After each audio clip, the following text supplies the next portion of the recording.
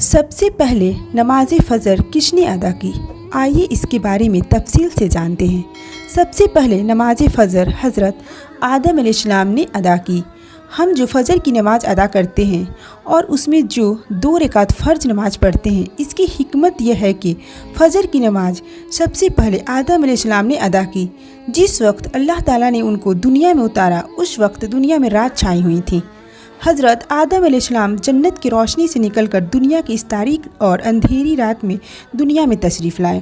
اس وقت اللہ تعالیٰ نے آدم علیہ السلام کو بڑی پریشانی لاحق ہوئی کہ یہ دنیا کتنی اندھیری ہے کہ یہاں زندگی کیسے گزرے گی۔